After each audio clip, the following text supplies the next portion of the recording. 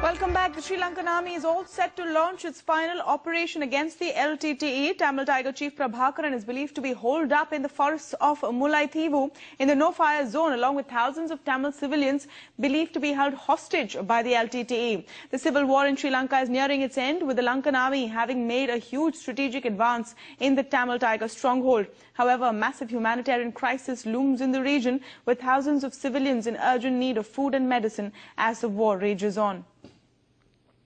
And Times Now senior editor Srinjoy Chaudhary, who is in Lanka reporting from the front lines, spoke exclusively to Sri Lanka's Foreign Secretary Palita Kohona, who said the army's final assault is only days away. Dr. Kohona, the Indian National Security Advisor and Foreign Secretary were here recently. What were the talks with President Rajapaksa like?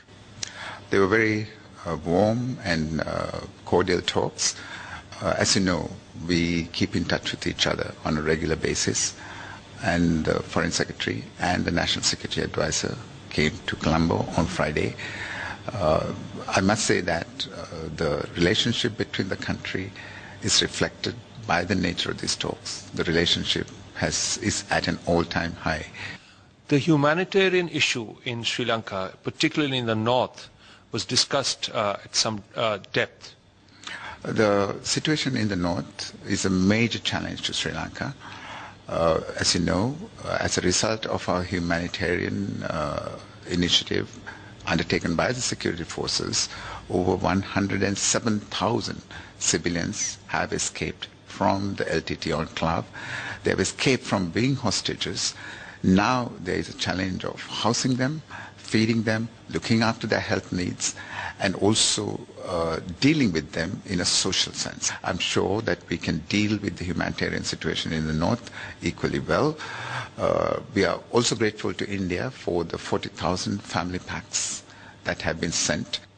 You spoke of the enclave, which is about 8 square kilometers. When is the next military operation? When is that operation likely to begin? I'm sure the military will work that out in their own way. I shouldn't talk about it on public television, but the government is confident that very shortly the military will enter this enclave and rescue the remaining civilians who are being held as a human shield and hostages by the LTTE. We also hope that in the process we'll be able to capture the leadership of the LTTE. Which brings us to Prabhakaran. Where is he now, and what do you expect will happen in the future? We believe that he's still in the enclave, the 8 square kilometer enclave. It must be remembered that Prabhakaran has a lot to answer for. His criminal record runs back a long way.